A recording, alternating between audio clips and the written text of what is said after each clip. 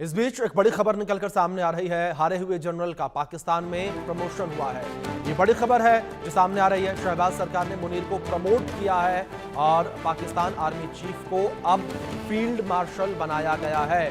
भारत से मुंह के खाने के बाद ये प्रमोशन किया गया है। एक अजीबोगरीब मामला इसे कहा जा सकता है कि हार के बाद भी प्रमोशन देखने को मिला है और यहाँ पर पाकिस्तान में ये कारनामा देखने को मिला जहां हार के बाद, भारत से मुंह की खाने के बाद भी आसिम मुनीर का प्रमोशन किया गया है और पाकिस्तान के सेना प्रमुख जनरल आसिम मुनीर को जो है प्रमोट किया गया है। फील्ड मार्शल उन्हें बनाया गया है। ये बड़ी खबर है। शहबाज सरकार ने आसिम मुनीर को प्रमोट करके फील्ड मार्शल बनाया है। ये बड़ी खबर जो इस बीच निकलकर सामने आ रही है। आसिम मुनीर को फील्ड मार्शल बनाया गया। ये बड़ी खबर जो इस बीच सामने आ रही है। आसिम मुनीर को प्रमोट किया गया है। ये बड़ी खबर जो इस बीच सामने आ रही है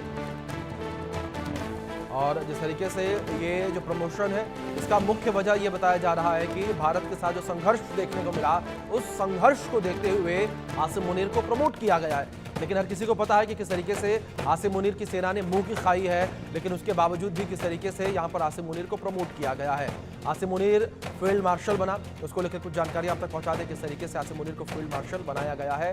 फील्ड मार्शल जो है पाकिस्तान सेना में सर्वोच्च सैनिक रैंक होती है, जिस पर अब आसिम मुनीर को प्रमोट किया गया है शहबाज सरकार के द्वारा। 5 स्टार रैंक और 4 स्टार जनरल से ऊपर की ये रैंक होती है। सेना, नौसेना और वायुसेना में सबसे ऊंचा पद फील्ड मार्शल का होता है। फील्ड मार्शल के पास कोई अतिरिक्त संवैधानिक शक्ति नहीं होती है। एक औपचारिक पद है और कोई एक्टिव कमांड नहीं है।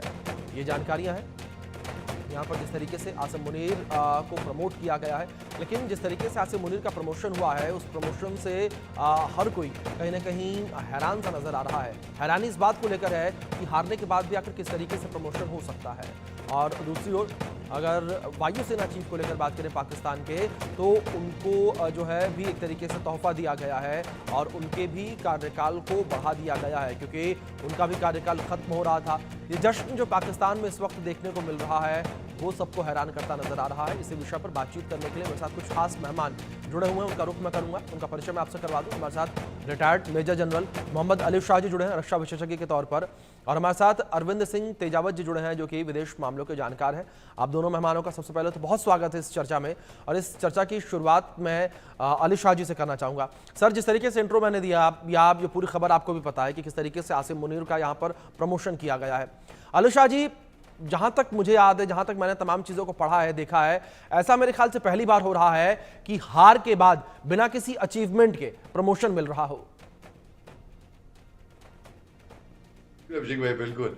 अभिषेक भाई, सबसे पहले तो मैं शुरुआत करूं सबसे पहले आपको शुक्रिया करने की कि आपने भी मेरे को प्रमोट कर दिया मेजर से major general. On the lighter note भाई ऐसी बात है कि पाकिस्तान में ना हारने के बाद भी यहाँ पर अवार्ड मिलता है, यहाँ पर गैलेंट्री अवार्ड मिलता है, यहाँ पे तांबे मिलते हैं कि भाई तुम हारने के बाद भाई हमको बचपन से सिखाया गया है कि हारना जीतना बस आपको महज पार्ट लेना है। ये बचपन में सिखाया गया है।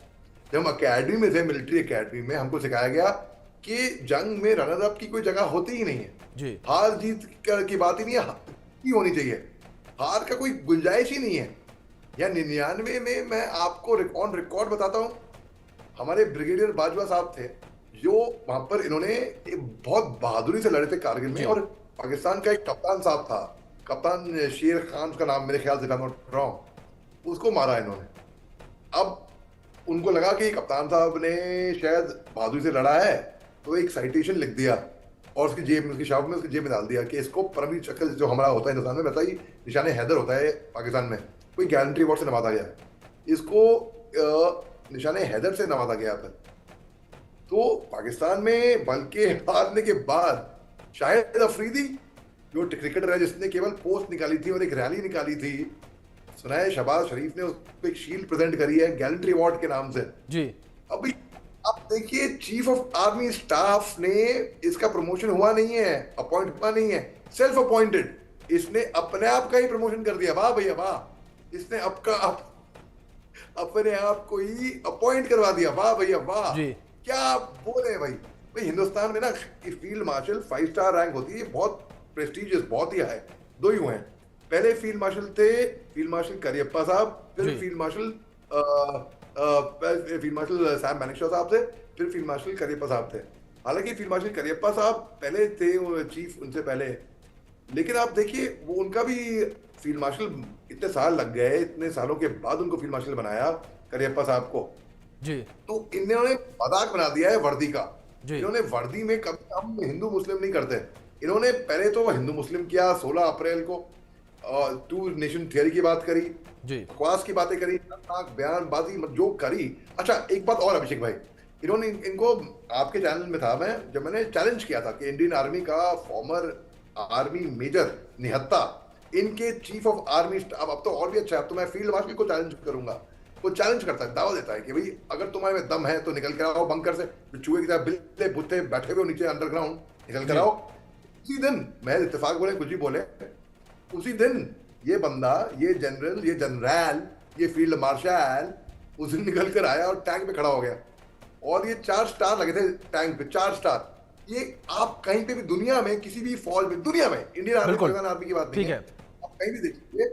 अभिषेक भाई एक मिनट बस ये कह के मैं समाप्त करूंगा कि कहीं पे भी आपको टैंक पे स्टार नहीं मिलेंगे। शायद इसको मालूम होगा कि मेरे कुछ चंद दिन है 4 स्टार के, एंजॉय कर लूं मैं, अब 5 स्टार पे प्रमोट इसने अपने आप को खुद कराया है। और बिल्कुल बिल्कुल ललित शाह जी, बिल्कुल ठीक कहा आपने।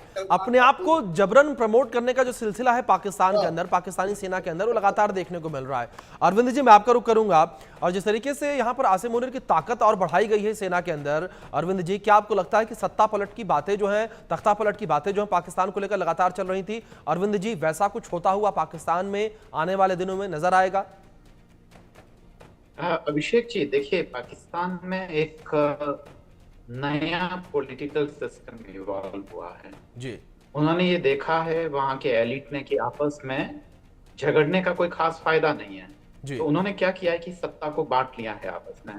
तो यहाँ पर काम ये होता है कि वहां का जो आर्मी चीफ होता है वो पर्दे के पीछे से सारी पॉलिटिकल एक्टिविटीज करता है, पर पब्लिक के लिए वो रेस्पॉन्सिबल नहीं होता है। पब्लिक के लिए रेस्पॉन्सिबल होते हैं वहां के चुने हुए लोग, जैसे कि अंग्रेज रियासत काल में करते थे कि वहां के जितने भी जो राजा महाराजा होते थे वो फिर उनका चेहरा होते थे जनता के सामने कि अत्याचार कौन कर रहे हैं, ये सारे राजे महाराजे कर रहे हैं, और उसका फायदा कौन उठाते थे, अंग्रेज। तो वैसा ही पॉलिटिकल सिस्टम ये शुरू हुआ है जनरल बाजवा के टाइम में, और इसकी शुरुआत हो गई थी जनरल मुशर्रफ के टाइम में। और जैसे जैसे जो मास मूवमेंट ताकतवर होते गए तो उनके एलिट क्लास ने एक अल्टरनेटिव सिस्टम इजाद कर दिया है। और मैं मोहम्मद अली भाई से मैं बिल्कुल एग्री करता हूँ कि ये दरअसल जो आसिफ मुनीर साहब हैं उन्होंने ये तमगा खुद ने खुद को ही दिया है। ये ठीक ठीक ऐसा ही है जैसा कि कोई आदमी खुद अपने को ही पुरस्कार देता है। यहाँ पर सबसे जो मजेदार चीज है वो ये ध्यान देने की है कि अगर यही काम जो आसिफ मुनीर साहब ने पाकिस्तान के लिए किया है, वहाँ की आवाम को एक खास तरीके की प्रॉब्लम में डाल दिया था, अगर वो कोई भारत का कोई ऑफिसर करता, आर्मी ऑफिसर, तो उसके खिलाफ कोर्ट मार्शल शुरू हो चुका होता। और ये पाकिस्तान का दुर्भाग्य है कि उसको पुरस्कारों से नवाजा जा रहा है। अभिषेक भाई जी बिल्कुल।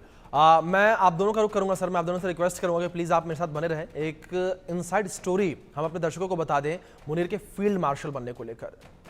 चलिए ग्राफिक्स के माध्यम से अपने दर्शकों तक हम ये जानकारी पहुंचा दें कि किस तरीके से ये पूरी इनसाइड स्टोरी है। सबसे पहले इसमें भारत से नफरत पहले नंबर पर है, क्योंकि आसिम मुनीर जो है लगातार भारत से नफरत करते रहे हैं, और ये भी एक प्रमुख वजह जिस वजह से उन्हें प्रमोट किया गया।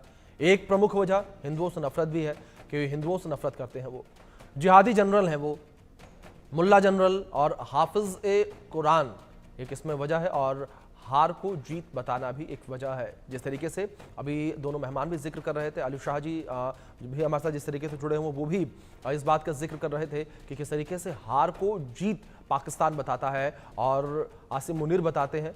और ये एक कारण है जिस वजह से उन्हें प्रमोट किया गया है। हमारे मेहमान बने हैं दोनों हमारे साथ, रुक करेंगे उनका और इस चर्चा को आगे बढ़ाएंगे। अली शाह जी, सर जिस तरीके से हम इस प्रमोशन को देख रहे हैं, इस प्रमोशन के पीछे एक कहानी, एक थ्योरी और चलती नजर आ रही है। जिस तरीके से कहा जाता है कि काम तो आपने किया लेकिन पर्दे के पीछे से किसी और ने करवाया, तो ये कहा जा रहा है कि शहबाज ने जिस तरीके से पूरा काम किया है लेकिन पर्दे के पीछे से जबरन आसिम मुनीर ने उनसे ये काम करवाया है। आपकी बात सही है, और केवल काम करवाई नहीं है, हाथ मरोड़ के, आर्म ट्विस्ट करके ये काम करवाया है जी। इसमें क्या पाकिस्तान के जो वजीर आजम है, क्या उनके राष्ट्रपति हैं, क्या उनकी रजामंदी होगी इसके अंदर? अगर नहीं भी होगी तो उनका हाथ मरोड़ेंगे वहां की सेना।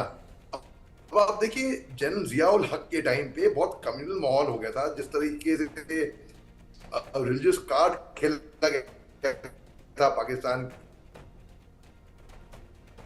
के अंदर, उस तरीके कर रहे हैं फील्ड मार्शल साहब। और मैं अरविंद सिंह तेजावत साहब की बात से 100% 100% सहमत हूँ। इन्होंने जो बोला है कि जो आपने वही बोला है कि पर्दे के पीछे से ये काम ऑपरेट करेंगे, बिल्कुल ये करते हैं। अब देखिए, फील्ड मार्शल अयूब खान थे, सदर थे वो।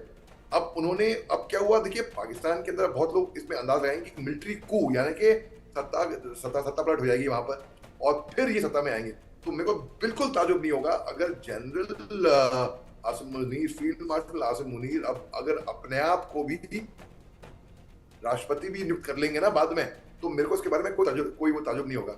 अब फील्ड मार्शल एक पोजीशन ऐसी, जैसे आपने बताया, रिटायर कभी नहीं होता जी, सेरेमोनियल पोस्ट है। रिटायरमेंट के बाद भी इसको वो 5 स्टार दिए जाएंगे, सेरेमोनियल पोस्ट है बेसिकली, लेकिन रिटायर कभी नहीं होगा। अपनी सेक्रेटरीट होगी, अपनी ऑफिस होगी, वर्दी डालने की इसको हक होएगा, सब कुछ होगा इसके पास। मगर पावर क्या होंगे, ठीक है, वो सेरेमोनियल आपको बताया। अब ये बेशर्मी की सारी हदें पार हो गई हैं सर। मतलब this is like making a mockery of the military system, और कोई बात नहीं है। ये पूरी मिलिट्री सिस्टम की मॉकरी बना दी है, यहाँ पे हंसी मजाक बना दिया है। मतलब कोई US army, Israel army, Indian army, मतलब हमारा मजाक उड़ा दिया है। जितने भी वर्दी वाले लोग हैं उनका मजाक उड़ा दिया है।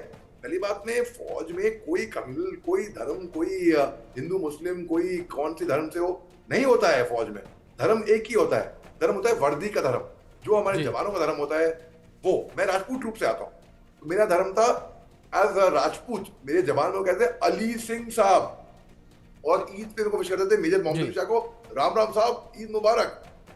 इससे खूबसूरत बात क्या हो सकती है?